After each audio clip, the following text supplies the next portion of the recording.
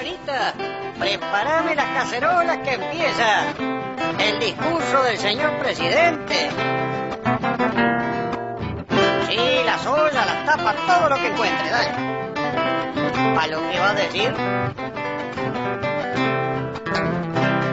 Cuando vino la cadena de la comunicación, yo esperaba al presidente y Vilar apareció. Hay que verlo al periodista con tamaña locución, dejando a un pueblo caliente con el mensaje que dio. Eran tantas las mentiras y fue tanto el papelón, que hasta el presidente dijo: el discurso hacelo vos. Fueron tantas las mentiras, fue tan grande el papelón, que hasta el presidente dijo: el discurso hacelo vos.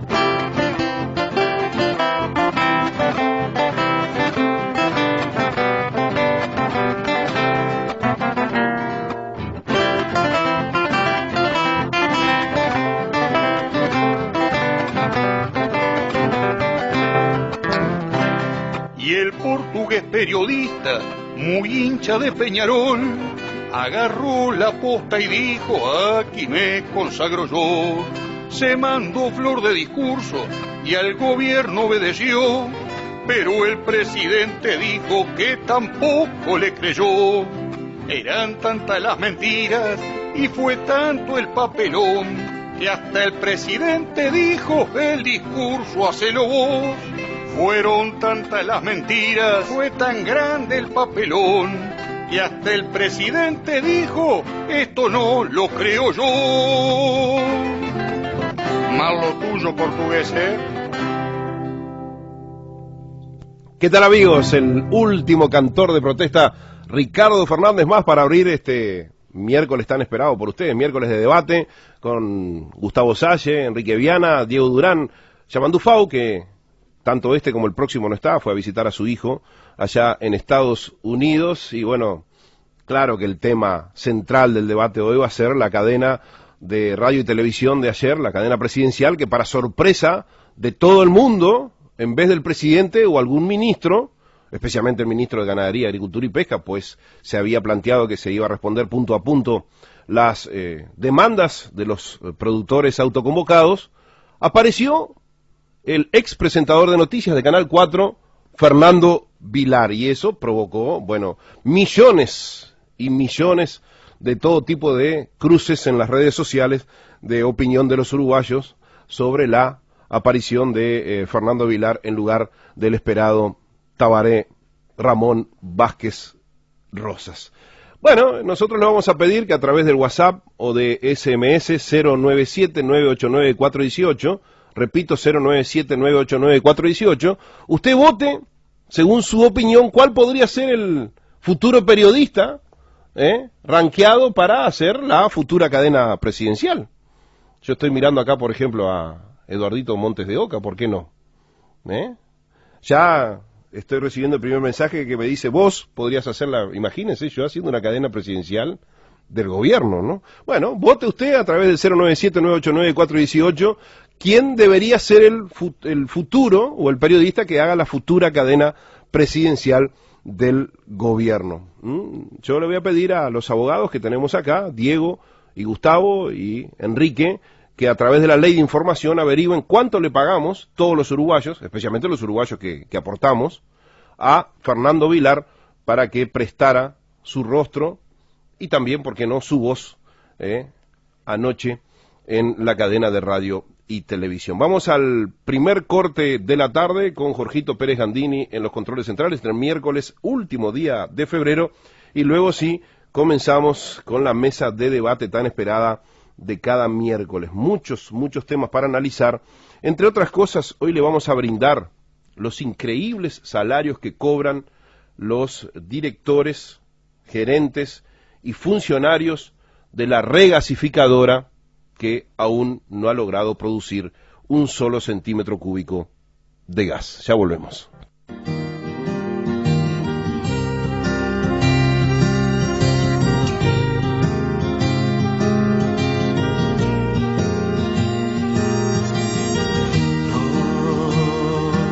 En esta noche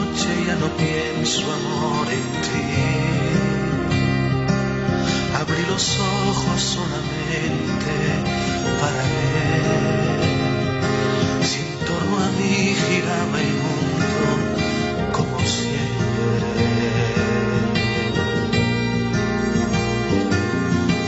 Gira el mundo, gira en su espacio infinito, con amores que comienzan, con amores que terminan, con las penas y alegrías de otras gentes como yo. Oh,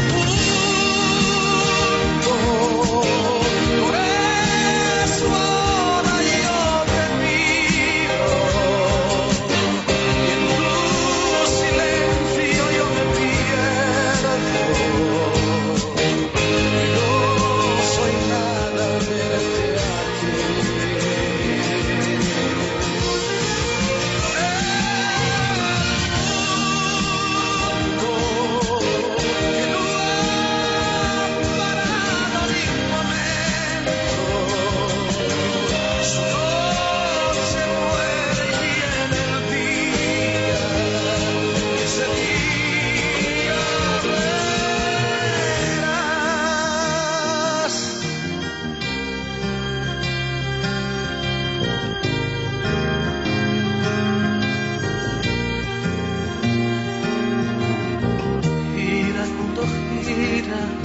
Su espacio infinito, con amores que comienzan, con amores que terminan, con las penas y alegrías. El gran Django y su versión de El Mundo, esta canción italiana, que ha tenido varias interpretaciones, y sin duda la de Django es una de las más lindas y románticas, con esa voz tan especial que tiene este cantor, gran cantor español. Ya estamos con Diego Durán, aquí en los estudios de Carve, esperando a Gustavo Salli y Enrique Viana, que están viniendo de una audiencia desde la ciudad de Toledo, ahí en el sur de Canelones, en la frontera con Montevideo. ¿Cómo andás, Diego? ¿Qué tal? Un gusto.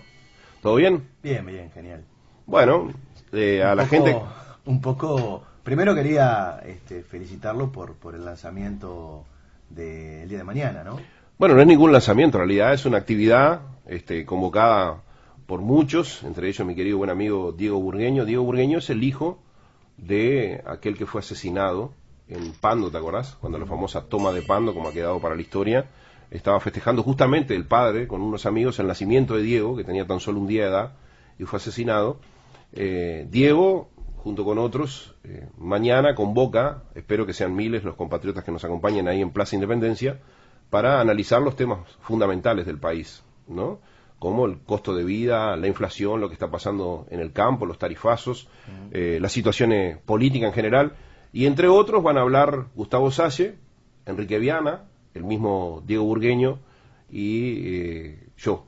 ¿Es un lanzamiento político? No, es un movimiento de trabajo y de análisis de la situación uruguaya. No es un lanzamiento político porque hay gente de todos los pelos, ¿no? Y hay gente que ni siquiera hace política, como Gustavo Salli o Enrique Viana. Pero que Gustavo no tiene partido. Gustavo es de Gustavo. No, y él lo ha dicho repetidamente que él no va a hacer política partidaria. Sí.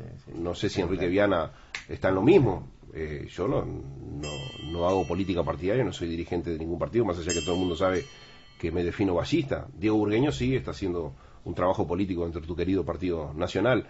Así que la cita es mañana, desde las 5 de la tarde. Todos los que nos quieran acompañar, la idea es que sea como una gran asamblea abierta y, naturalmente, dentro de esa agenda abierta, cada cual analizará de su lugar. No sé ni lo que va a hablar Gustavo Salli, cuando venga le voy a preguntar, ¿no? Está ocurriendo un despertar, ¿no? Es como que existen distintos movimientos, el movimiento de los autoconvocados, orejanos, movimientos independientes, que empiezan a hacerse eco y a querer manifestar su discrepancia con las conductas del gobierno, ¿no? Cosa que no venía pasando. La verdad que, bueno, si analizamos lo que ocurrió con la Argentina, también ocurrió primero las movilizaciones, la gente desconforme de una situación, porque lo que la gente ve es que cuáles son las políticas de gobierno. Ayer mirábamos ¿qué te pareció Bueno, eso era la invitación para analizar hoy, ¿no? Muchísima gente está opinando sobre lo que propuse de que manden mensajes o WhatsApp al 097-989-418, el número oficial del programa, sobre qué periodista podría ser la próxima cadena presidencial. Bueno, muchos votos se lleva Jorge Almendras, hoy a la mañana, Corsi, hoy a la mañana, Blanca Rodríguez. Se ve que la gente hoy a la mañana en Océano ¿sí? Estaban hablando y vos eras un candidato, decían. Para hacer la próxima es Neri Pinato, Sotelo. No recuerdo otro más. Bueno, eso en tono de broma, porque saben que como que estamos... En tono de broma, el programa de Mariano, pero... Sí. Pero, a ver, hablando con ¿te seriedad, sorprendió lo de ayer? Con seriedad que merece el tema. Uno ha visto todas las redes sociales, lo que la gente ha difundido, y la conducta del gobierno de contestar por un periodista, primero, es la primera vez en la historia. Segundo, es cuando uno espera que el presidente de la República dé la cara, dé una respuesta seria en el ejercicio de la autoridad de lo que quien es quien comanda la República, quien tiene las riendas. Yo no tengo ninguna duda que vivimos un régimen presidencialista, es decir, la máxima autoridad y de donde emanan todas las responsabilidades de gobierno. Además hubo una promoción de esa cadena como nunca se hizo antes, por lo menos hace poco tiempo, de que se iba a responder punto por punto las reivindicaciones de los productores autoconvocados. 26 minutos de un discurso dado por un periodista. Sí, porque asumió Vilar como que si fuera él el presidente. En un momento parecía el presidente hablando. Un discurso dado por un periodista. La verdad, sinceramente, en una humilde opinión, no parece serio. Hemos tenido grandes estadistas en lo que va de la historia del país, como lo han sido de distintos colores, que han participado de la democracia y del gobierno y del ejercicio del Estado de Derecho, y es la primera vez, la verdad que a mí me sorprende, ¿no? Es la primera vez. Desde Valle, Sanguinetti, Lacalle, todas las autoridades que han estado, incluso el propio Mujica, nunca acudieron a un periodista para que hable en nombre de ellos. Yo no sé si es... la verdad, también, esto lo ato con lo que pasó también en la comunicación de Presidencia de la República por la situación del colono, ¿no? Están ocurriendo hechos. Bueno, ahora también se está hablando de que vino una delegación de Venezuela que aterrizó en el Uruguay y que vino y que no invitaron a Novoa. Novoa lo desmintió, pero hay toda una situación de un olfato donde la presidencia no parece tener las riendas bien firmes, ¿no? Eso se viralizó en las redes, ¿no? Ese famoso avión que llegó ayer a Carrasco, mucha gente preguntándose si pasó por aduana, si pasó por migración. El hecho es que no se sabe quiénes altos jerarcas del gobierno venezolano vinieron. Parecería ser que hubo una reunión de alto nivel en la embajada venezolana en la cual parecería ser todo ese condicional, porque es todo de un secretismo brutal, que participaron nada más y nada menos que el mismísimo presidente de la República. Tal vez por eso no pudo hacer la cadena. y el hermano del presidente de la República. La pregunta es, ¿por qué vinieron estos altos jerarcas venezolanos y de urgencia se reunieron con altos jerarcas de nuestro gobierno? Y no invitaron, todo en condicional, parecería ser que no invitaron al máximo responsable de la política exterior, que es el ministro de Relaciones Exteriores, Nin Novoa. ¿Por qué? Bueno, todo el mundo sabe en este país de que los gobiernos de Frente Amplio le deben muchos favores a los gobiernos venezolanos de los últimos tiempos, llámese encabezado por Hugo Chávez como encabezado por Nicolás Maduro. Muchos favores, mucho dinero ha venido desde las orillas del Orinoco a las orillas del Río de la Plata. Sí, mucho. Claro. Se manejó la comisión Uruguay-Venezuela, había un representante, un hijo, ya que estamos con el tema del nepotismo. El mismísimo Vázquez, había, que parecería que hizo muchos negocios con los gobiernos de Venezuela. Relacionado con esa comisión que se generó para acercar los países hermanos. El Fondo Artigas Bolívar, que el Frente Amplio con el apoyo de Eduardo Rubio no dejó de investigar los negocios de aire fresco, ¿no es así? Parecería ser que los venezolanos se quedaron muy ofendidos con lo que votó el gobierno uruguayo en estos días en la OEA, ¿no? Condenando el llamado a elecciones sin la oposición en Venezuela, y parecería ser que vinieron a cobrar favores. Yo insisto, Es complicada la situación, a ver, Diego, es complicada la situación para el gobierno uruguayo, que le debe muchos favores y mucho dinero a los gobiernos de Venezuela, de Chávez y de Maduro. Y los gobiernos, y el actual gobierno de Maduro, le debe saber muchos secretos y debe tener muchas cosas para cobrarle a los gobiernos de Mujica y Tabaré Vázquez, como para dejar pasar que encima le voten en contra una decisión fundamental para el futuro de ese régimen, como es las elecciones que marcaron para abril, ¿no? Sí, yo siempre marco la historia, ¿no? Déjame terminar mi reflexión. Ponele que en el diálogo de ayer decir, muchachos, nosotros tenemos muchos secretos de ustedes, nos deben muchas cosas y mucho dinero, y ustedes encima votan contra nosotros, ¿no tienen miedo que empecemos a sacar a luz todo eso? Me imagino que ese debe haber sido el tono de la conversación. También el ministro dice, el canciller dice que bueno, que no existió, que esa reunión no se hizo, que bueno, que aparentemente no vino ninguna delegación. Y por otro lado está la información que está circulando que efectivamente el avión aterrizó, que estuvo en el país. La verdad que llama la atención. También llama la atención, como te decía, por la historia, de que Uruguay fue el último en pronunciarse. De los países latinoamericanos, Uruguay guardó silencio profundo y no se manifestó, como tampoco anteriormente se venía manifestando en contra con los atropellos que venían ocurriendo en Venezuela, llámese el caso Leopoldo, bueno, varias situaciones que se venían dando. El Estado estaba en un profundo silencio. Y ahora cuando se comunica, bueno, surge esta información de que aterriza un avión, ¿no? Sí, un periodista y escritor de por sí muy informado como Federico Leitch, todo el mundo lo conoce, ¿no es así? Puso no sé si es en su tweet o en el WhatsApp, salió Nino Noboa desmintiendo, entre comillas, dice Leitch, lo de la reunión de Jorge Vázquez con la delegación de Maduro. Su argumento para recusar el dato es que Vázquez está de licencia, Jorge, el hermano de Tabaré Vázquez. Y dice así Federico Leitch: o nos cree unos imbéciles, o bien se debe sentir un imbécil luego de que la cosa nostra del gobierno, fíjate, la cosa nostra, así la define, del gobierno se lo copiara olímpicamente. Vázquez, mientras tanto, Jorge, aprovecha su licencia, entre comillas, para no atender la llamada de la prensa. Son unos fenómenos, dice Federico Leitch. Sí, bueno, una opinión que importa, ¿no? Por eso que la leo acá. ¿El presidente estaba en la reunión o no? No estaba. Acá lo que dice Federico Leitch, que estaba el hermano. Por eso no estuvo ni en la cadena ni en la reunión. ¿Dónde estaba el presidente? ¿Está de licencia? Pues también... Qué pregunta, ¿no? ¿Dónde estaba el presidente? El que sí parece saber dónde está, o que sabemos dónde está, es Enrique Viana, que acaba de hacer su acto de presencia en los estudios de la 850. ¿Cómo andás, Enrique? ¿Todo bien? Buen día. Los venía escuchando. ¿Sí? Por la radio, veníamos un poco de lejos. Falta Gustavo Sánchez y completamos. Que sí, que no sé dónde está. Es decir, perdido en acción. O sea que a esta altura no solo tenemos que preguntarnos dónde estaba Tabaré Vázquez anoche, sino que dónde está ahora Gustavo Sánchez. Juntos no creo. Lo veo difícil. ¿Qué te dejó lo de anoche, que hoy es comentario de todo el mundo? Sí, vos sabés que no lo vi. No lo vi. Me enteré después, bueno, de todas las circunstancias y leí los diarios de hoy.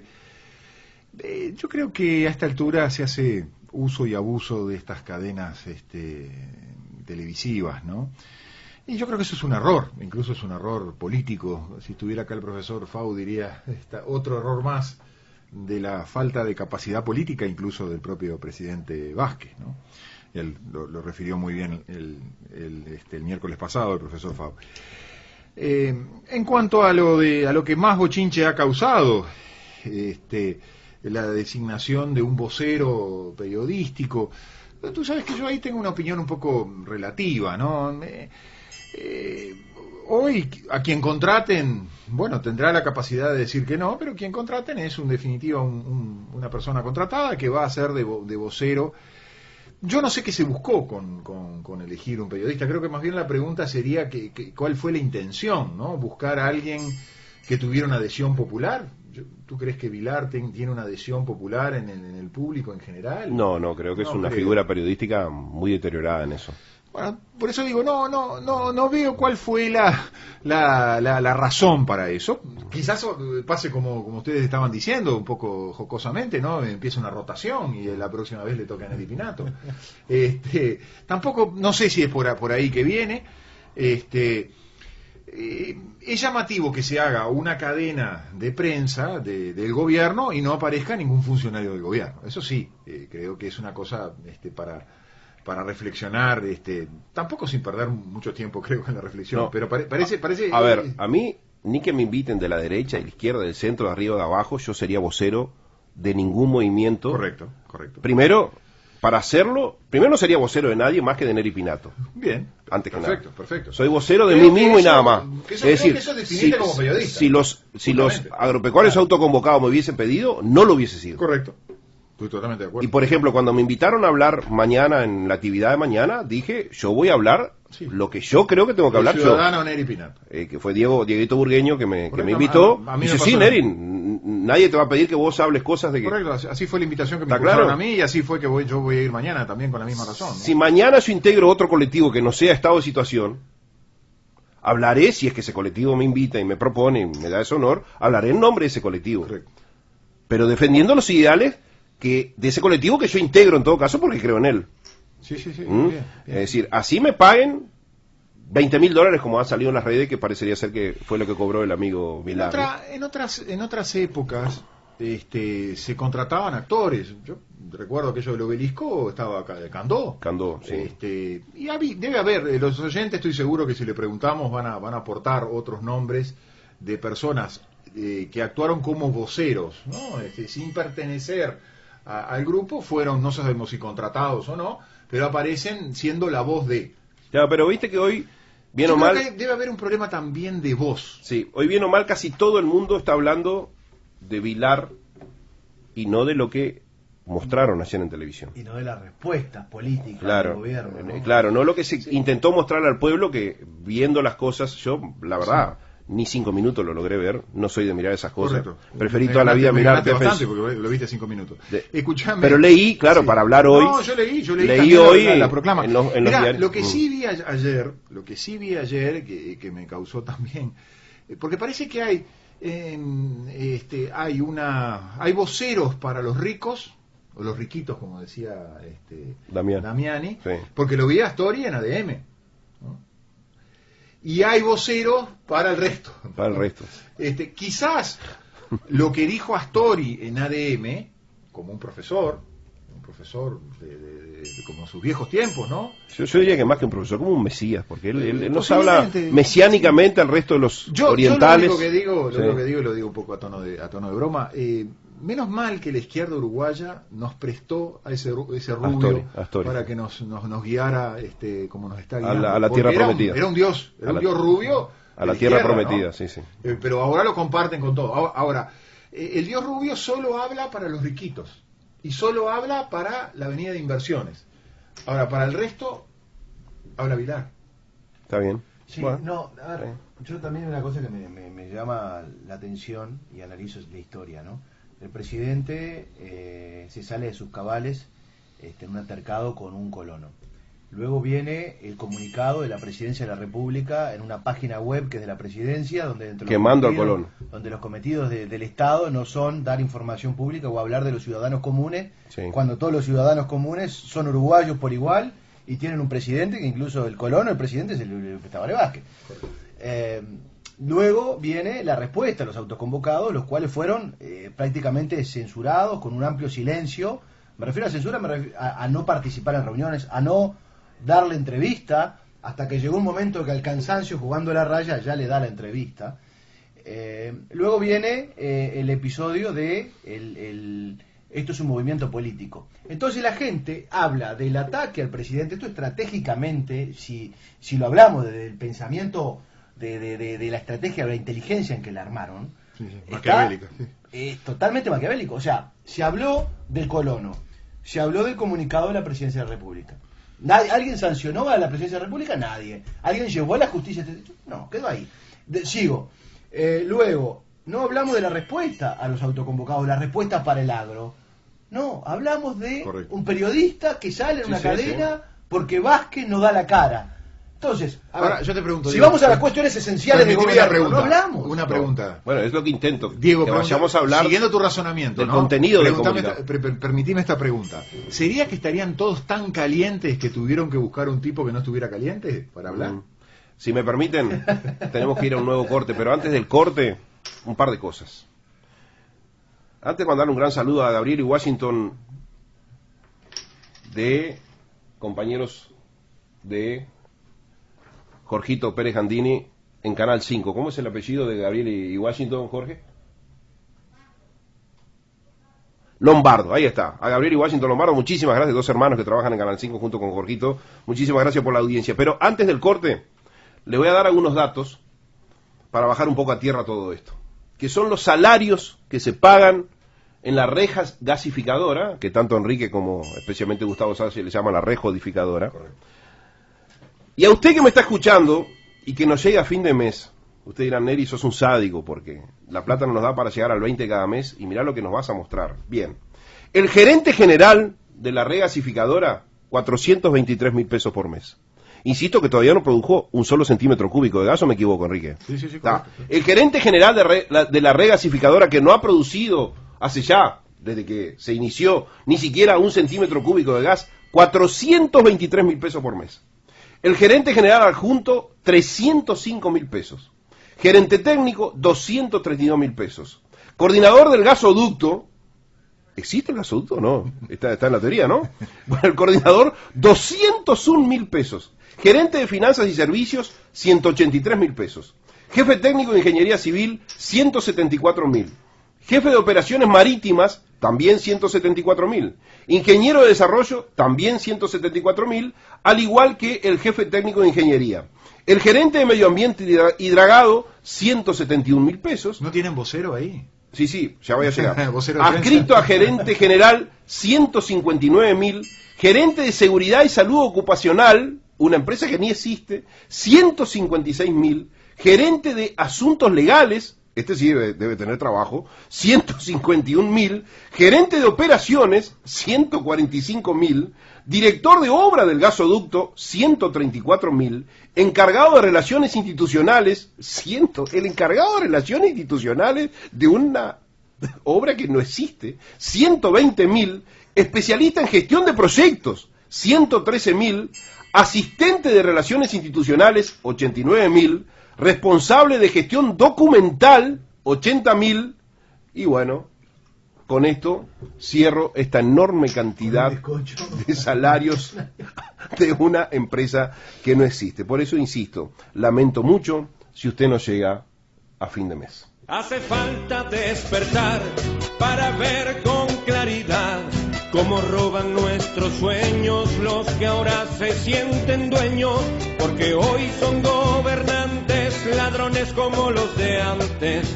No te dejes pisar, pueblo, por estos nuevos farsantes. Se proclaman socialistas y de sangre comunistas, pero son estafadores, son unos oportunistas que se adueñan de mi patria y de todas sus riquezas, mientras le mienten al pueblo y lo llenan de pobreza. Así es que se gobierna, así es que se gobierna. Grita el vende patria con el rabo entre las piernas. Bien, exactamente las 14:45 minutos de este hermoso último día de febrero aquí en la capital del país, una temperatura bien de fin de verano, ¿no? Muy agradable. Bueno, la calentura de la gente a través de los mensajes con los salarios que di, que ganan las principales jerarquías de la regasificadora, que como insisto no ha producido siquiera un centímetro cúbico de gas. Todo el mundo me dice, nosotros que ganamos 10.000, 15.000, 20.000 pesos, me han pedido que repita, no, es imposible porque son unos cuantos, simplemente le doy los dos o tres que más ganan. El gerente general 423.000, el gerente general adjunto 305.000, el gerente técnico 232.000, el coordinador del gasoducto, me pregunto yo dónde está ese gasoducto, 201.000, y el gerente de finanzas y servicios 183.000, son los 5 que más ganan, pero todos los salarios, ninguno gana por debajo de 80.000 pesos. En cuanto a nombres propuestos para llevar adelante la próxima cadena presidencial, los que se llevan los aplausos son Aldo Silva, Sergio Gorsi y Blanca Rodríguez, aunque hay algunos que proponen a la Landricina, por ejemplo, porque dice que es algo más payasesco que para tomar en serio. El hecho es que, más allá de quién haya conducido, ¿no?, la cadena presidencial, está lo que se comunicó. Y francamente llama la atención las cifras y los conceptos que se comunicaron, ¿no? Yo la parte que pude ver, porque estaba mirando el partido Defensor y Gremio, estaba lindo ese partido, y ahí empecé a recibir WhatsApp y mensajes de la gente, mirá la cadena presidencial que es Fernando Vilar que la está haciendo, y claro, yo de curioso, como todo el mundo, puse, y la parte que pude ver hablaba de lo que se estaba ahorrando el gobierno y el Estado con el tema de el combustible de los autos oficiales. No sé si lograron ver esa parte. No, yo la leí. El hecho es que, yo recuerdo muy bien, y lo voy a contar, fines de marzo, comienzo de abril del año 2005, primer consejo ministerial hecho en la historia del país en un pueblo del interior, fue Zapicán, al norte del departamento de La Valleja. Estaba Tabaré Vázquez con todo su cuerpo de ministros y como 3.000 extras, como dice la canción del Luthier, ¿no es así? Y estaba, entre otros periodistas, Alor Alfonso y yo, enviados en aquel entonces por Últimas Noticias. Y en un momento, en el cierre de la actividad, en un momento del discurso de Tabaré Vázquez, motivado por la enorme cantidad de gente y por ser la primera vez y bueno, todo el viento en la camiseta que traía el gobierno del Frente Amplio, yo no recuerdo muy bien si el concepto que usó Vázquez fue curro o joda. Fue uno de los dos, yo sí lo recuerdo muy bien, pero no recuerdo hoy si fue curro o joda. El hecho fue que en una parte de su discurso de cierre dijo: en mi gobierno voy a terminar con la joda de los celulares y los autos oficiales en el Estado. La verdad, en el caso de los celulares no tengo idea, pero en los autos oficiales sí. Cuando Tabaré Vázquez prometió al pueblo uruguayo que iba a terminar con el curro, la joda de los autos oficiales, había en el Estado unos 3.000 autos oficiales. ¿Saben cuántos hay ahora? 15.000. Es decir, que de esa promesa de Vázquez aumentó 500% la cantidad de autos oficiales. ¿Y cómo se nos va a decir que bajó el gasto en combustible? Porque es imposible, si usted multiplicó por 5 la cantidad de autos que tiene en su empresa, si usted es empresario, es imposible que baje el gasto en combustible. Porque 5 autos gastan mucho más que uno solo. Y acá tenemos 500% más autos oficiales. Es imposible que se nos quiera mentir que se bajaron los gastos en combustible. No sé qué parte, si es que ustedes vieron o si es que leyeron, yo hoy, por supuesto, para hacer la mesa de debate, me informé especialmente en el portal del País y del Observador sobre los principales puntos de la alocución en nombre del presidente que vimos ayer. ¿Vos? ¿Hubo algo en especial que te llamó la atención? A mí me llama la atención, primero, la forma en que se da, como lo decía al principio de este debate. Mundo, ¿no? Claro. Me llama la atención la forma. Después me llama la atención la historia de cómo se fueron realizando los hechos, ¿no? La historia marca que fue primero un ataque directamente de soberbia hacia los autoconvocados, hacia los productores rurales, primero hacia los autoconvocados, luego hacia el colono, usando ese hecho y desvirtuando la situación. Es decir, todo fue una puesta en escena, una maniobra, un modo de ver, donde se fue ninguneando cuáles eran las políticas necesarias para el sector rural. Y luego termina con esta, en el fondo, en lo profundo, es una cadena que habla de la pobreza, habla de números, habla de un mundo paralelo, habla de, como decía Enrique recién, sí, uno de los WhatsApp más comentados decía: ¿cómo me gustaría vivir en el país de Fernando Vilar? Sí. ¿No? Pero es un mundo paralelo. Sí. Habló de las cifras de la seguridad, situación de total... de falta de profundidad y falta de realidad. Falta un baño de realidad, porque, como decía, es un mundo paralelo. Entonces, entrar en el detalle de lo que es el maquillaje, la verdad no tengo interés en entrar en un maquillaje, que parto desde el principio, como lo dije, discrepo en la forma, discrepo en la estrategia que se utiliza, maquiavélica, y discrepo en algo que es maquillado y que no es profundo. Y que no es profundo real, porque a ver, ¿qué es lo último o lo que ha hecho real el gobierno en políticas que generen empleo, que generen una solución a la seguridad, que generen una mejora en la educación? ¿Cuál es? No ha existido. Decime cuál es la política o cuál es el corte de cinta que se ha dado de una fábrica que permita empleo a la gente. No hay ninguna. Por eso la desesperación por traer UPM, a Entonces, pesar de que se prometió que nunca más iba a haber pasteras en el Uruguay. El otra tema, de las promesas de Vázquez. pero el tema de las pasteras, o del tema de esas promesas, o el tema de los maquillajes, o de no dar la cara, el mensaje no dar la cara, Es un mensaje semiológico muy fuerte. Exacto. Diciendo, soy el presidente pero no estoy, o quiero que esto pase rápido, o que mi gobierno termine rápido. Si puede terminar mañana mejor. No sé qué hacer con los autos convocados, no tengo soluciones. Muy buena Como análisis. no sé qué decir, pongo a un periodista. Correcto. No sé qué decir porque no tengo respuesta. Primero no los atendí porque no les puedo decir nada, porque la política económica del país no me da respuesta. Le golpeo la puerta a Astori, pero plata para los productores rurales no tiene. Pero sí para darle a lo que le pida sin ley Arismendi y demás, se la doy para los pasajes y demás, y después le archivan la causa.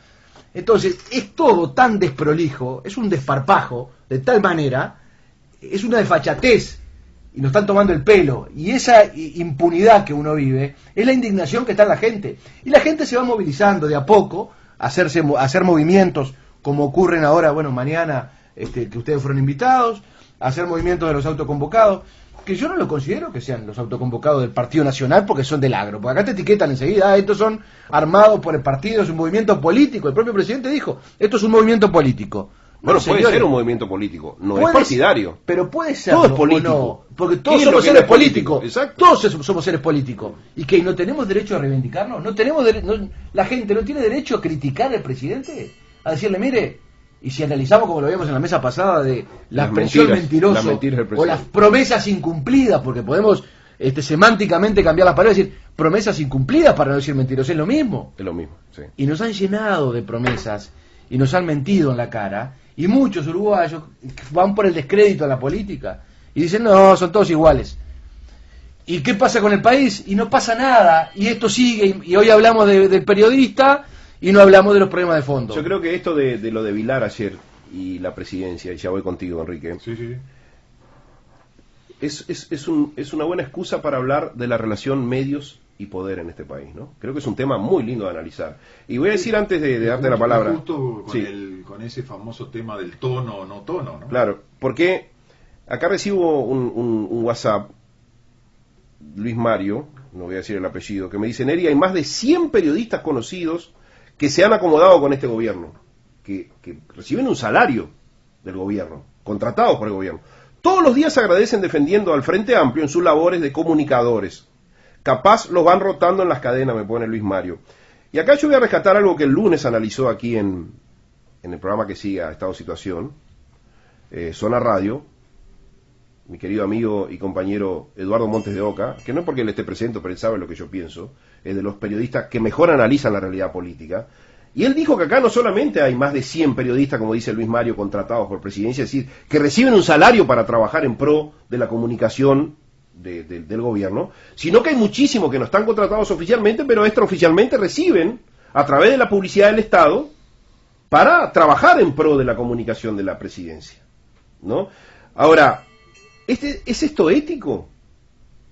No, bueno, yo creo que claramente no es ético. Que el gobierno, haciendo uso, y yo diría abuso, de lo que pagamos todos los honestos en este país, que pagamos impuestos y facturas que son impuestos encubiertos, contrate una pléyade, una miríada de periodistas, ya sea de manera oficial o de manera extraoficial, haciendo uso de las empresas del Estado y la publicidad. A mí me parece, francamente, y bueno, y acá se ve luego que aquellos que no estamos en eso, que no aceptamos que nuestra ética se vea, digamos, puesta en duda por ese vínculo con el gobierno a través de los salarios o de las publicidades del Estado, después tenemos que sufrir muchas veces la furia de estos comunicadores. A mí me ha pasado en los últimos tiempos con los amigos de Caras y Caretas que han salido enfurecidos porque hice un editorial que se llamaba Los imbéciles con poder, cosa que me llamó la atención, como los imbéciles se dieron cuenta que era contra ellos ese editorial, ¿no? Pero sí, aún hoy hay gente que me llama y dice, ¿contra quién era? Bueno, está. Pero, insisto, la pregunta es, ¿hasta qué punto hay una ética en el trabajo periodístico cuando sabés que hay un dinero que viene del oficialismo estatal por detrás? ¿Qué opinás vos al respecto, Enrique? Yo creo que hay un problema de la conciencia de cada uno de los periodistas, o quizás mal llamados periodistas. En la medida que eso ocurre, no podemos hablar de periodistas. Yo tengo una alta estima por el concepto de periodista. Y creo que un individuo asalariado del gobierno no es periodista. Hay quienes han definido a los periodistas como aquellos que justamente... Totalmente de acuerdo.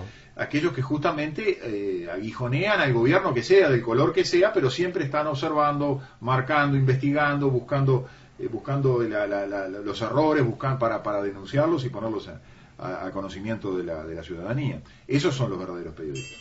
Los otros son personas que cobran un salario por trabajar en un medio de prensa. Yo creo que es doloroso hacer esa distinción, porque quizás... Pero hay que hacerla. Claro, quizás, Neri, no llegamos a los 10 dedos de una mano para señalar verdaderos periodistas. Bueno, sí. Creo que sos muy optimista. Ojo que en el interior hay mucho más. Sin lugar a dudas. Y pasan mucho más problemas económicos que los que vivimos en Montevideo. Y programas políticos y programas de opinión y programas donde los periodistas se juegan por la comunidad local y se juegan a opinar sobre los temas nacionales. Sin lugar a dudas, hay mucho más libertad. Yo creo que todo termina siendo un problema de libertad. Te voy a contar una historia que la viví, para que veas esto que te digo al interior. Una pequeña ciudad de Paysandú que se llama Guichón, correcto, tiene un periodista muy humilde, como cualquier periodista del interior, llamado Uwe Layala. Todavía tiene un programa en una de las radios allá, y por sostener la columna de análisis de Neri Pinato, perdió la publicidad de la intendencia, no de esta, estamos hablando alrededor del 2008-2009, pero también era del Frente Amplio. La intendencia le quitó la publicidad, que era el gran sostén que él tenía, pero mantuvo él mi columna. Eso habla de una ética periodística y de una dignidad, sabiendo muy bien que obviamente que ese dinero era fundamental para su diario vivir, y él mantuvo mi columna, como hay más de casi 40 medios del interior que la sostienen, en contra de las presiones económicas de ese tipo, ¿no? Sí, entonces, sí, cuando vos ves estos ejemplos, vos decís, no, acá en Uruguay se hace un periodismo real, digno. Lamentablemente los más humildes son los más dignos. ¿Sí? Lo que pasa es que, a ver, la dignidad no se puede perder nunca, y la dignidad viene de la mano del trabajo genuino. Y en cierta medida, cuando viene ese tipo de presiones, o uno ve estos hechos, yo marcaba en la historia, estas presiones, o estos ataques, o estos desprecios, o estas estrategias, o estas jugadas maquiavélicas, forman parte de la impunidad. No, a mí me consta que hay periodistas. La represalia. Hay periodistas con el concepto ese que yo te decía de periodismo o no periodismo, pero sé que hay periodistas que dicen, yo no puedo dar determinadas, y periodistas de los grandes medios, yo no puedo dar determinadas noticias. Yo tengo prohibido dar determinadas noticias. Así como tienen que repetir como loros otras. Sí, o si tú, yo le invito a los oyentes televidentes a que hagan una especie de zapping y vayan viendo cómo casi todos los informativos tienen el mismo formato en cuanto hasta en el orden de las noticias que van dando. Los diarios, uno ve, los diarios grandes, El País o El Observador, casi titulan de la misma manera las noticias. A veces uno piensa que la primera fuente de información, y ahí empezamos con los problemas, es la página de Presidencia. Pero volviendo para atrás, quiero hacer una acotación con relación a algo que dijo muy bien Diego. Yo creo que esto que pasó ayer me parece que es un problema donde está muy en juego el tema de la credibilidad. Creo que el gobierno se autorreconoció como poco creíble. Y quizás yo le doy esta dosis de aumento a esa razón. Quizás, como el presidente dijo tantas veces, yo no miento en el famoso incidente con Ariel, quizás tuvieron que buscar a un tercero que aparentara tener, por ser periodista, una mayor credibilidad, y para evitar esa imagen de yo no miento, porque el que viera al presidente Vázquez iba a estar recordando esa actitud de él gritando yo no miento. Creo que en esto hubo, como dijo bien Diego, hubo un problema de querer dar más credibilidad a lo que se iba a decir, pero en realidad terminó siendo, a mi juicio, un boomerang. Exacto, sin duda alguna. Exacto. Porque yo hace tiempo que no vi un tema que explotara tanto en las redes sociales como el de ayer. Pero fue terrible. Y era unánime todo en contra del gobierno y de Vilar. Pero impresionante. Yo creo que el desprestigio es tan grande que cualquier cosa, que llega un momento que la estrategia o lo maquiavélico pierde el sentido, porque cualquier maniobra que se quiera hacer queda expuesta. Y creo que ayer el intento del gobierno quedaron por cualquier maniobra que quisieron hacer expuestos. Y creo que la gente se da cuenta. Una consideración quizás más, vos la vas a entender Y yo mejor, te voy a hacer Negro, una la vas a pregunta poder después. explicar mejor que A ver. yo, porque es más psicológica. Los uruguayos no somos muy corajudos, vamos a decir la verdad. El promedio de los uruguayos no es muy corajudo. Pero cuando le gusta ver la televisión, le gusta ver personajes corajudos. Y ayer dijo, pucha, ¿qué pasó? ¿El coraje a dónde se fue? En los que yo quería ver coraje, en los que yo quería ver... Hablando Sí, del sí, corajudo, se escondieron, no salieron, no dieron la cara. Y eso fue un error. Repito lo de Fau, un error político. Sí, sí. Y viste cómo es, acá en el programa también pasa lo mismo. Cuando hay que tocar estos temas hay gente que llega casi sobre el final del programa. Pero muy bien peinado. Ah, ¿no? eso sí. Con lo poco que le queda para peinarse. Qué casualidad, justo iba a ir al corte publicitario y ¿quién llega? Gustavo Salles. ¿Qué hace, Gustavito? ¿Qué tal? ¿Andas bien? Bien, bueno, más o menos. ¿Qué te pasó? Vengo de Fiscalía General. Ah, que no me diga que ya vamos todos presos. No, pero cuando uno viene de Fiscalía General viene un tanto irritado. Malherido. ¿Qué fuiste a saludar a Día? No, fui por un asunto... Pues yo lo escuché quejarse el otro día de que le están dando mucho palo. Él dijo, me están pegando mucho. Ya sé. Me parece que El ese programa mensaje era de para Negri, vos. ¿no? En el programa de Neri, vos lo trajiste. Dejó a que la gente por sí mismo. Sí. Ahora, en esto que estabas hablando vos del rol de los periodistas, a mí lo que me llama mucho la atención, y estoy seguro, porque lo he escuchado periodistas que insospechadamente no están, digamos, en ese rol de mercenarios del gobierno. Pero a mí me llama mucho la atención cómo periodistas que son objetivos, que son muchas veces críticos, que son periodistas a carta cabal, repiten datos que le vienen dados por el gobierno o por oficinas del gobierno que son insostenibles. Porque que te repitan sin cuestionar los datos de la inflación es insostenible. ¿Quién puede creer en este país que la inflación es de un 7% anual? Que te repitan datos sobre la pobreza. ¿Quién puede creer que la pobreza en este país es de un 8%? Pero yo le voy a decir Que algo te a repitan datos sobre el desempleo. ¿Quién puede creer que en este país el desempleo es de un 7%? Y no digan, no, miras- estas cifras de gobierno son insostenibles, no tienen nada que ver con la verdad. Yo sé que esto que voy a decir a muchos les va a enojar, sobre todo a muchos uruguayos y a muchos periodistas uruguayos. Pero si vos miras la televisión argentina, cuando alguien del gobierno, en cualquiera de los canales, buscás alguien del gobierno dice la inflación es tanto, los periodistas ¿qué van a hacer? Van a los supermercados y te demuestran lo contrario. Exacto. Exacto. Eso es lo que uno no observa acá. Ahora, por Entonces, ahí suerte- da lugar a cualquier tipo de sospecha. Por suerte, la inmensa mayoría de los periodistas de este país son dignos de su condición de periodistas. Y lo digo sin ningún tipo de prurito. La verdadera oposición en este país está en los medios de comunicación. Y cuando digo los medios de comunicación, le estoy agregando un fenómeno nuevo, brutal, que son las redes sociales. Porque díganme y cítenme ustedes qué líder de la oposición ha salido y ha puesto su opinión en todos estos temas que hoy estamos analizando. O que la gente lo toma los medios- como una voz opositora creíble. Lo que tú decís es cierto. Ciertos medios, ciertos programas dentro de los medios, en el interior del país más, las redes sociales, lo que hacen es hacer aflorar la realidad que permanentemente se quiere tapar. Y eso la es cero realidad por ciento. aparece a veces como, muy puntas bien, de, como muy bien. puntas de iceberg, ¿no? Es decir, es mucho peor debajo de la línea del mar, la pudredumbre es mucho peor. Se va rebajo la alfombra. Pero esas fuerzas... Como dice el eslogan de Estado de Situación, lo más importante no es lo que sabemos, sino lo que no sabemos, pero damos por cierto. Por supuesto, pero esas muestras que van apareciendo, obedecen a ese impulso, nada más que ese impulso. Estoy totalmente de acuerdo. Llega un momento que no se puede tapar la realidad.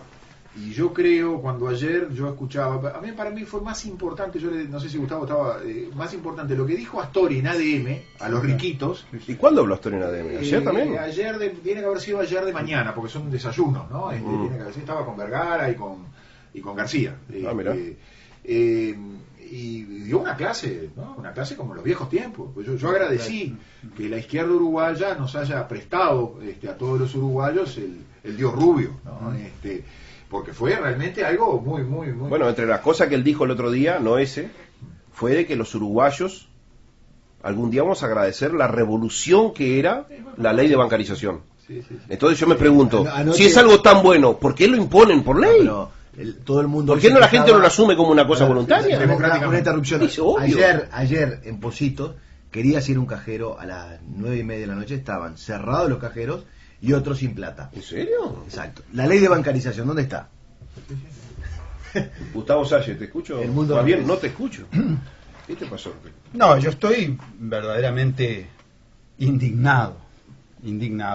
¿Con? Y fundamentalmente con este señor, Danilo Astori, ¿no?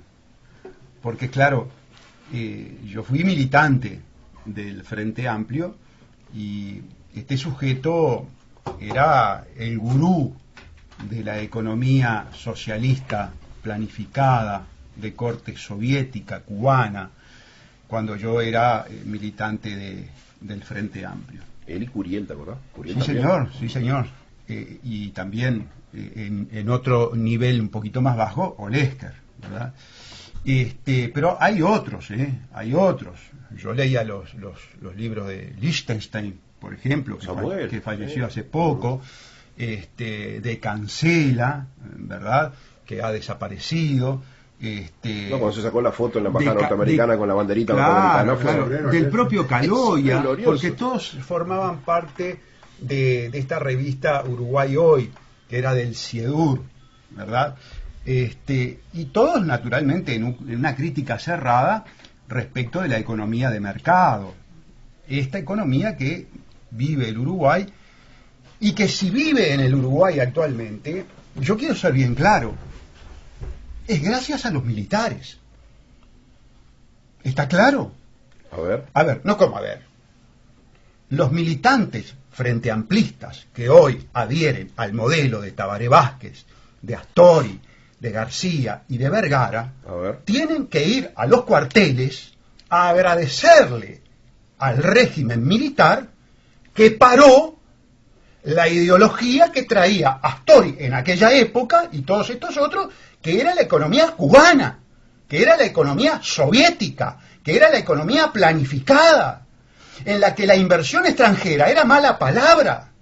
Ayer que Astori succionaba con todo vigor los conceptos de la economía de mercado, ¿verdad? Te aclaraste eso de succionaba porque es un concepto que suena, digamos, diversificado. No, yo estoy... Aspiraba. Bueno, aspiraba, seguro. Que era mejor aspiraba, sí, claro. Que tomaba, toma, ¿verdad? Sí, está, mejor. Sí. Succionaba, queda medio. Bueno, pero es de incorporar los conceptos de la economía de mercado y que lo hacía con ese énfasis, ¿verdad? Todo eso es gracias a que los militares pararon la ideología. Sí, la nueva Cuba. La nueva Cuba, exactamente. Se quiso imponer con la... Es más, la ley de inversiones uruguaya es una copia de la ley de Pinochet, que Pinochet estuvo asesorado por Milton Friedman, el de la libertad de elegir, claro, la libertad de elegir. Los Chicago Boys. Los Chicago Boys, la libertad de elegir. Alumnos de Milton Friedman. Claro, la libertad de elegir en un régimen que si levantaba la bota y cortaba la cabeza. Pero bueno. Decilo de vuelta, ¿de quién es la ley de inversiones? Milton Friedman lo reconoce. Claro, el propio Milton Friedman lo reconoce. ¿De quién es la ley de inversiones acá en Uruguay? Un libro muy recomendable. De Astori. Libertad de elegir. La ley de inversiones es una ley que está en los planes de desarrollo de la dictadura militar uruguaya. ¿Y quién la viene aplicando acá en Uruguay? Y la viene aplicando los sucesivos gobiernos del país y la profundiza, y por eso hablaba de que succiona los conceptos de la economía de mercado más que ninguno Astori para incentivar la penetración del capital extranjero y incentivar esa penetración inclusive en una situación totalmente asimétrica con el productor uruguayo, porque los pone en zona franca, exonerado de toda la carga impositiva que le coloca al productor uruguayo. Gustavo, si vos leés los discursos de las versiones que surgen de las versiones taquigráficas cuando se votó el Tratado del CIADI, la ley que aprobaba el Tratado del CIADI, año 99, no hace tanto tiempo. Bueno, si uno lee allí los discursos de Curiel, de Gargano, todavía en el año 99 eran contrarios a todo lo que significara la protección de inversiones. Se peleaban quién era más radical contra eso. Exactamente. Ahora, por supuesto. el tema de la ley de la zona franca, Gustavo, no solamente le dan todos esos beneficios, sino que además creo que tienen el derecho a no elegir las empresas públicas uruguayas para comprarle. Sí, están Es decir, Antela, OTE, AUCE, eso está específicamente, eso está específicamente caso único en todo el país en los contratos de inversión.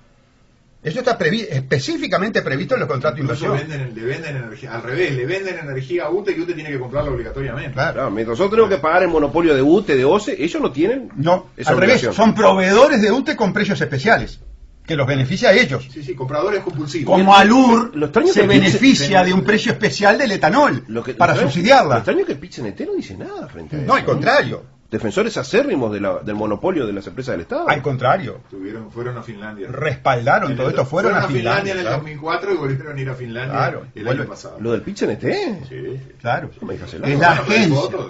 La primera vez fue oculta. La ida en el 2004 fue oculta. Pero vos no la del pensás... año pasado fue Andrade y compañía. Para Finlandia, vos no pensás ir a Finlandia, Gustavo. Sí, pero con un sentido exactamente inverso. Al inverso. Yo voy a ir a denunciar los mecanismos espurios, corruptos de esta empresa para llegar a esta inversión que es ruinosa para el país y que dicho sea de paso estoy esperando. Miedo. A ver, yo de ponele eso que dice Gustavo tengo mucho miedo. Pero ponele que yo soy un periodista finlandés, Tengo Gustavo. mucho, Pero tengo ponele, mucho miedo de lo que dice Gustavo porque creo que puede correr peligro la vida de Gustavo. escuchame, ponele que yo soy un periodista Porque finlandés la y ida te de recibo. Gustavo a Finlandia, Sí. eso sí es un tema muy complicado. Ponele que yo soy un No por periodista Finlandia, finlandés. no por A ver, Finlandia. escuchame, Pero Gustavo. que no, posiblemente no lo dejen tomarse el avión. Ponele que yo soy un periodista finlandés y te recibo allá y te entrevisto. Vos llegás a decir esto que está diciendo. Y yo la pregunta que obviamente te voy a decir es, pero ¿y usted por qué no denuncia esto en Uruguay? ¿Por qué no le dan bolilla en Uruguay con Claro, pero yo voy a hacer lo que hice con el expediente de Alur. esto? A ver. Yo voy a llevar la fotocopia del expediente de UPM y le voy a mostrar a un finlandés cómo investiga la Fiscalía del Uruguay. ¿Cómo no investigar? Por Bueno, eso, pero estamos en ¿cómo democracia. no ¿Y el pueblo investiga? uruguayo qué hace al respecto? Porque eso hay que decirlo. Bueno, sí, natural, yo no. Porque él te va a decir, pero no es una democracia uruguaya. ¿Y por qué su Bueno, pueblo no pero a apoya ver, esto? Perdón, que el sistema sea multipartidario, con posibilidad de elección, eso es una cosa. Yo lo llamo democracia formal. Está correcto. Ahora, que después que está elegido el candidato, después Coincido está elegido contigo. el equipo económico sea corrupto y robe al pueblo, ese es otro tema. Ahora, que el pueblo tolere el robo, que en alguna medida justifique, como los frente amplistas justifican y se alegran con los archivos de mis denuncias, porque se alegran con el archivo. Se burlan de los archivos de mi denuncia, como que el perjudicado directo, como que el que pagara los 800 millones de ANCAP fuera yo. Sí, Diego. Sí, no, Eso es lo insólito. Es insólito. La forma como nos golpearon nosotros cuando estamos peleando por sus derechos. Por el futuro derecho de los de hijos ellos, de ellos, exacto. exactamente. yo comparto con Gustavo, pero quiero decir algo, y lo voy a decir al aire y con respeto a Gustavo, y sé que Gustavo va a entender mis palabras sobre lo que le voy a decir. Pero Me vienen pegando todos estos últimos programas. No digas eso. Nadie se ha pegado. No, a ver, con mucha seriedad, como lo decía antes, el gobierno arma estrategias de pegar, es decir, existe impunidad y viene y te pega, o sea, le pega al mensajero. Esta es la expresión, le pega al mensajero. Yo respeto y avalo todo lo que dice Gustavo y en cuanto a la realización de las denuncias.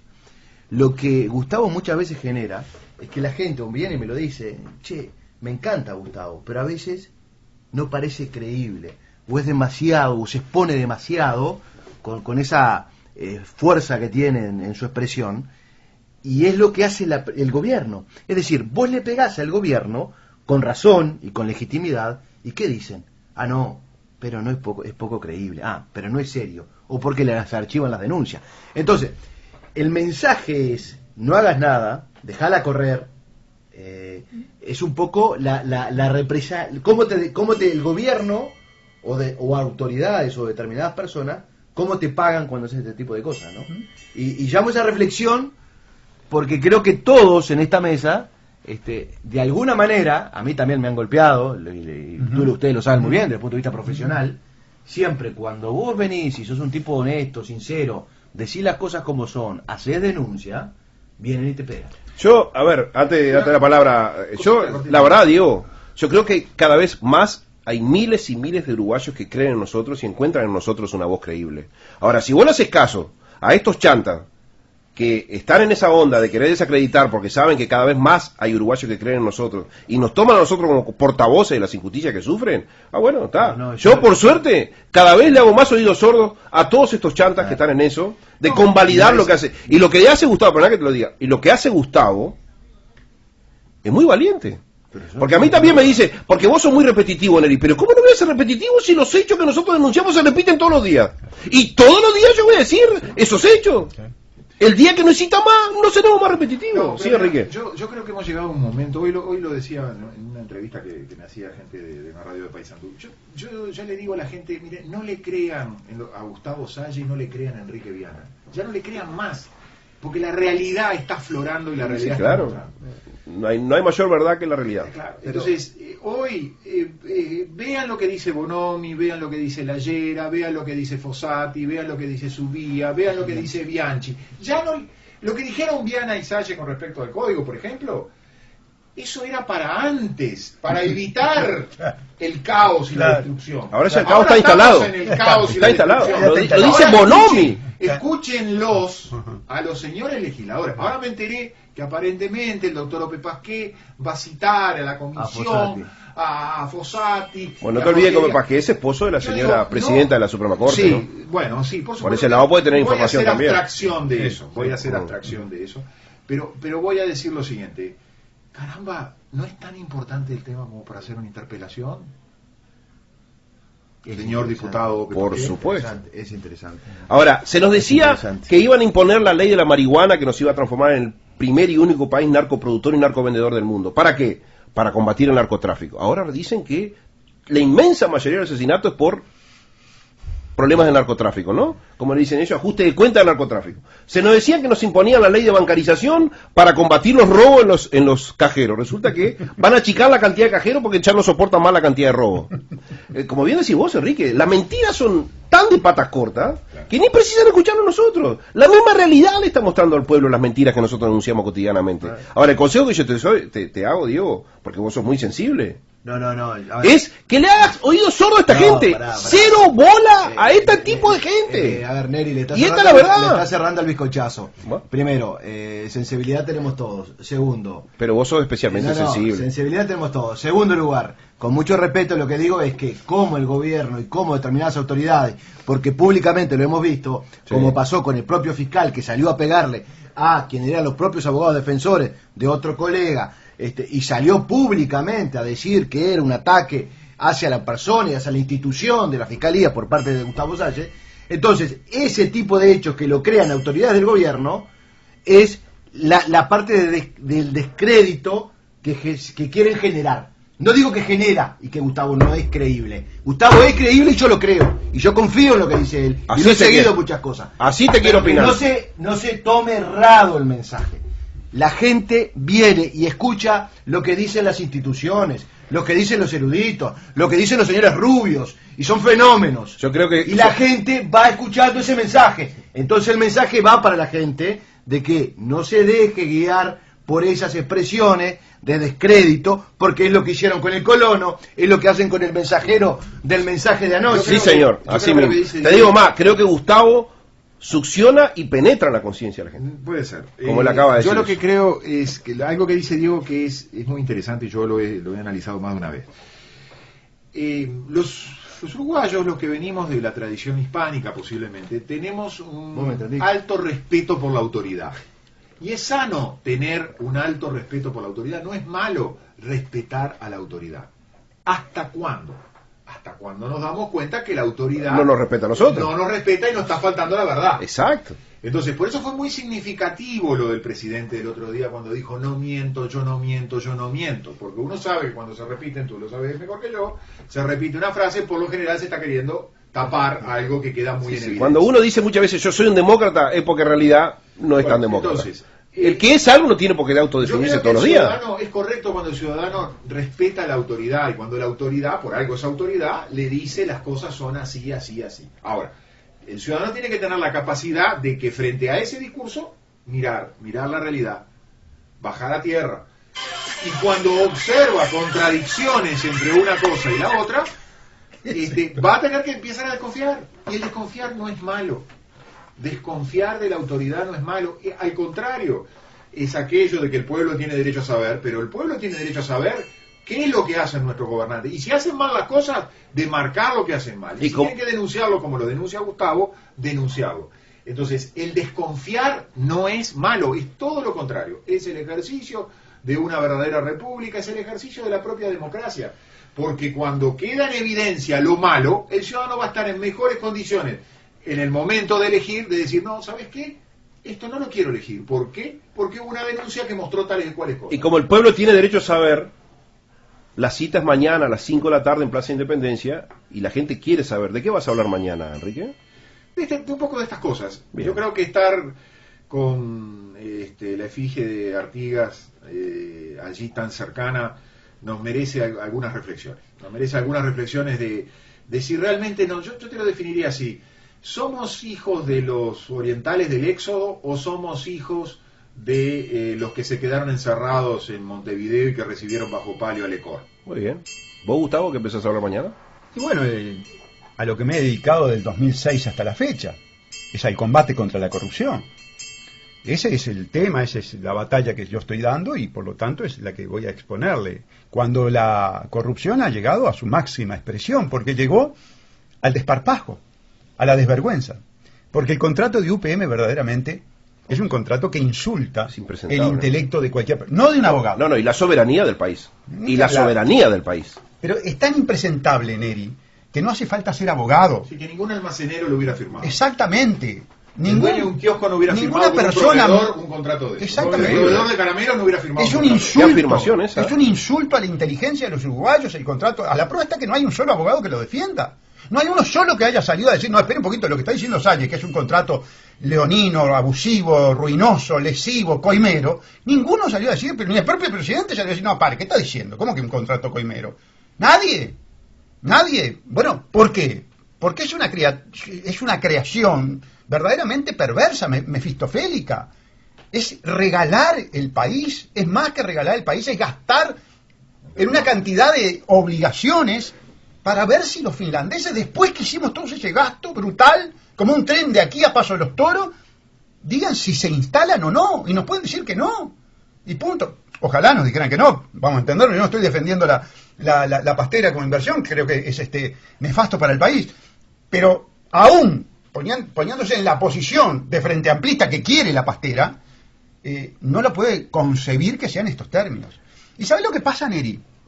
¿Cuándo has escuchado vos al doctor Lacalle Pou, al doctor Pedro Bordaberry, al doctor Amorín, al doctor Larrañaga, al señor Novik, al doctor Pablo Mieres hablar de este contrato en estos términos? Diciendo que es un contrato leonino, abusivo, que entrega la soberanía, que está sospechado de coima. No. ¿Y sabéis qué? Cuando sucede esto y la situación es tan grave, a mí no me gusta generalizar, pero voy a decir algo. El 99.9 de la clase política del Uruguay no sirve para nada. Bueno, yo lo que... Sí, antes de... Ya voy a vos, Diego. Yo voy a recordar, año 2004, plena campaña electoral, puerta del Hotel Sheraton en Buenos Aires, el doctor Vázquez acompañado de Néstor Kirchner, yo estaba, junto con Álvaro Alfonso también, había un grupo grande de periodistas uruguayos, campaña electoral que lleva la primera presidencia de Vázquez. Él dijo lo siguiente: voy a terminar, cuando sea presidente, con la herencia maldita del gobierno de Jorge Valle, que es la pastera de Bodnia, como se llamaba en ese entonces. Sí. Y tengan los uruguayos la plena convicción que con el Frente Amplio en el gobierno no va a haber en territorio nacional una sola pastera más. Eso lo prometió públicamente ante la sonrisa satisfecha de Néstor Kirchner, que creía en la mentira que estaba diciendo Vázquez. Y que después, cuando Kirchner se dio cuenta que Vázquez era un mentiroso, le cortó el saludo, le cortó el puente de Fragmento Puerto Unzué, y Uruguay estuvo casi 5 años sin acuerdos y diálogo con la Argentina. Y Vázquez amenazó traer los Navy SEAL para defender la pastera. Exactamente, casi nos los Navy SEAL de Estados Unidos. Ir a guerra con la Argentina. Exactamente. ¿No? Una pequeña acotación. Festejen. ¿Tiene algo que ver con no miento? Para Goebbels, una mentira repetida 1000 veces se convierte en una verdad. Goebbels pertenecía al gobierno nazi y fue quien escribió con un perfil psiquiátrico 32 tomos sobre el narcisismo, con un perfil narcisista, y escribió: esto de la mentira repetida 1000 veces se convierte en una verdad. Creo que es lo que estamos viviendo, ¿no? Es verdad, si bien eso lo dijo públicamente Goebbels, el ministro de propaganda nazi, ninguno como los comunistas supieron aplicarlo mejor en la historia del mundo. Esto es un dato de la verdad. Yo miraba ayer una entrevista a una joven profesora de historia, que es la secretaria general de la Unión de Juventudes Comunistas, y vos decís, bueno, ¿cómo será la historia cuando le hable del comunismo y los 95 millones de asesinados por el comunismo en el mundo? ¿Le dirá eso a sus alumnos? ¿Que ella es la secretaria general de las Juventudes Comunistas, que asesinaron en el mundo 95 millones de personas? Entonces uno ve claramente cómo las mentiras hacen mella, especialmente a nuestros jóvenes, porque nuestros jóvenes son esclavos de mentiras que se vienen repitiendo hace 50 años y que yo le llamo adoctrinamiento. Sí, narcisistas, bueno. Es terrible, pero, insisto, eso que dijo Gustavo, si bien yo no lo avalo, de que la clase política, creo que la clase política ha construido grandes cosas en este país, ahora estamos frente a otro tipo. Hoy por hoy, sí, por acción o por omisión, a la larga, deberían tener una acción un poco más opositora. Exactamente, ahí no lo llevo, porque esa no se la llevo a Gustavo, porque todos somos seres políticos, lo pero si uno toma los grandes políticos de antaño y los compara con los de hoy, hay un en el Partido Nacional, Wilson Ferreira Aldunate, Luis Alberto Herrera, los debates, Neri, los debates. Hoy tomó Estado Público el debate entre Pintado y Bordaberry, ¿no? Y era un debate de boliche. Era un debate para tener en un boliche entre dos amigos. Son niveles que han caído muchísimo. Por favor. Y perdón, y el nivel del Parlamento se evidencia tristemente en el nivel de las leyes. En los desastres que son las leyes. Pero no solamente en el Parlamento, Gustavo. La cantidad de gente que debe estar muriendo en la medicina por el nivel de la medicina actual, lo que debe ser el nivel de los edificios y las casas con los arquitectos, ingenieros actual. Porque en la educación. Todos somos hijos, ¿no es así? Por supuesto. Del nivel educativo que padece nuestro país hace 40 años hasta la fecha. Bajo. Y esto es un dato Uruguay cayendo. Y de esa caída, de esa deconstrucción que está viviendo el Uruguay, yo responsabilizo a la clase política. ¿Te acordás? ¿Cuánto hace unos meses atrás que un abogado, no sé qué, se perdió un juicio, no sé qué ministerio perdió un juicio por la cantidad de falta de ortografía que tuvo la presentación de un abogado? Sí, ¿Se acuerdan de eso? Sí. Increíble. Pero aparte era un abogado de una institución del Estado. Del Ministerio del Estado, sí. Perdió un juicio por eso. La justicia le hizo perder el juicio justamente por la cantidad de falta de ortografía. Bueno, acá ahora no podés repetir, no podés... Se sancionaron 4 leyes cuando mucho, por la cual se extinguió un poder del Estado. Yo voy a repetir hasta el cansancio eso, ya no tenemos poder judicial, ya no hay actividad jurisdiccional, los procesos son procedimientos administrativos, el que manda en la justicia es, y lamentablemente amparado por la Constitución de la República, el doctor Tabaré Vázquez. El doctor Tabaré Vázquez le puede decir, amparado en la Constitución de la República, que quede bien claro, por el artículo 197 y 198 al fiscal general, qué hacer en cada caso concreto. Bien, estamos en hora. Ya viene Zona Radio con Eduardo Montes de Oca y ya se reintegró Gustavito Arregui. Mañana, todo lo que usted quería saber sobre los verdaderos costos de las plantas de etanol de Alur en Paysandú con la presencia del ingeniero Pérez Morgan. Exactamente. Estará el ingeniero Pérez Morgan y también Gustavo Salle. Con el expediente, por supuesto. Exactamente, y usted se va a enterar todos los pormenores sobre esa increíble, no se puede decir inversión porque eso fue un gasto, que según las malas lenguas se pagaron por lo menos 3 veces más de lo que costaría en el mercado. Y que la investigación fue archivada sin el peritaje fundamental, que además era gratuito, bueno, porque los $360.000 que pidió la UDELAR después se demostró por la ley 18.914 del 22 de junio del 2012, que la UDELAR estaba obligada a prestar colaboración a crimen especializado en forma gratuita. ¿Lo desarchivaste, Gustavo, esto? No. Y también estará Diego Burgueño para dar todos los detalles del acto a las 5 de la tarde en Plaza Independencia. Eso será mañana de las 14 horas aquí en Radio Carve AM 850. Estado de situación. Ustedes no pueden ni deben dejar de escucharnos. Chao. Y el portugués periodista, muy hincha de Peñarol, agarró la posta y dijo: aquí me consagro yo. Se mandó flor de discurso y al gobierno obedeció, pero el presidente dijo que tampoco.